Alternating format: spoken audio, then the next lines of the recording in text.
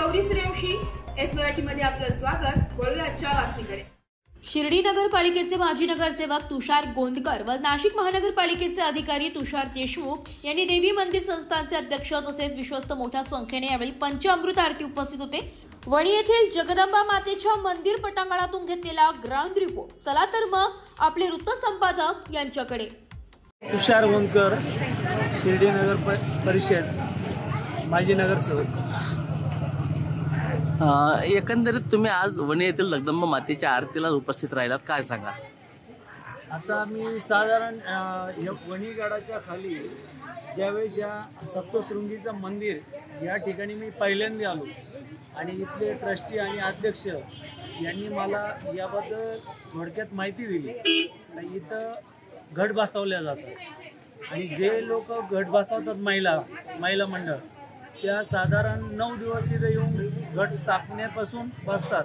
तर साधारण इथे 1,500 ते 2,000 महिला मी बघितल्या आणि 1,500 ते 2,000 महिला आपला घर परिवार सोडून इथं आपल्या आईचं घर म्हणजे आपलं घर म्हणून तिथं आपलं घट स्थापना करून त्याचा आनंद घेतात आणि त्यांची मनोकामना जी असेल ती आईनं पूर्ण केलेली आहे। त्यामुळं एकंदरीत असं दिसून आलं तर ही आई प्रत्येकाला नवसाला पावती म्हणून आपण म्हणतो ना, नमस्काराशिवाय चमत्कार नाही। आणि ह्या आईचं रूप ज्यावेळेस मी बघितलं तर त्यावेळेस म्हणजे मला स्वतःला फार प्रसन्नता वाटली।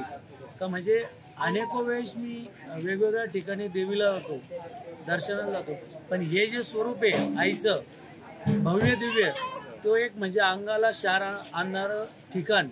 आणि इथून मला माहिती मिळाली तर पहिलं सप्तशृंगीला दर्शनाला जायचं म्हणजे इथं दर्शन घेतल्यानंतर वर गडाला जायचं। तर आज काय झालं, आम्हाला याच्या आधी माहीत नव्हतं। गडावर दर्शन घेतल्यानंतर बरेच लोक निघून जायचे, पण आज आम्हाला ही माहिती मिळाल्यानंतर आनंद होतो की आमची दोन्ही दर्शन सफल झाली आणि इथल्या खऱ्या अर्थाने गावकऱ्यांचे मनपूर्वक आभार मानायला पाहिजे।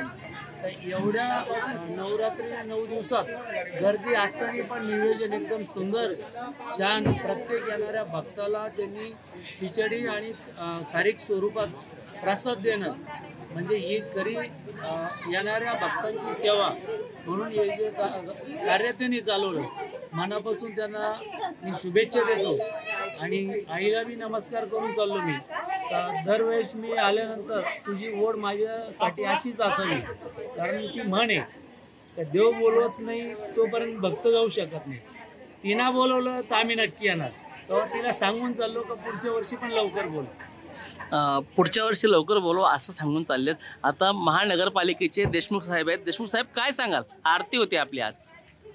काही नाही, नेहमीच इथे आल्यानंतर एक आपल्या घरी आल्यासारखं वाटतं आणि सतत कामाचा लोड असतो, पण इथं आल्यानंतर एक प्रसन्नता वाटते।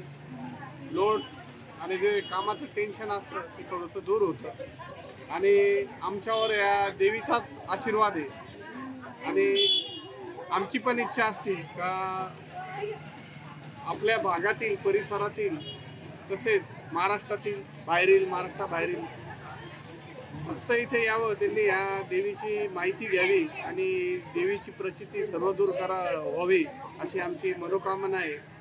आज इथे आपले शिर्डीचे नगरसेवक तुषार गोंदकर जे आलेले आणि त्यांचं सुद्धा शिर्डीत अतिशय चांगलं काम आहे आणि मी या देवीच्या इथे प्रांगणात त्यांना एक विनंती करतो, आपण सुद्धा या मंदिराच्या पुढील काही कार्यासाठी जे पण काही करता येईल ते करावे जगदंबा। आपण पाहू शकतो की आता शिर्डीवरनं सुद्धा नगरसेवक यांनी या ठिकाणी भेट दिलेली आहे आणि पहिल्यांदाच त्यांनी आल्यानंतर या ठिकाणी बसलेल्या घटी या महिला आहेत त्यांचं हे जे पहिल्यांदा घटी महिला बसतात हे पाहिल्यानंतर त्यांना खूप समाधान वाटलं।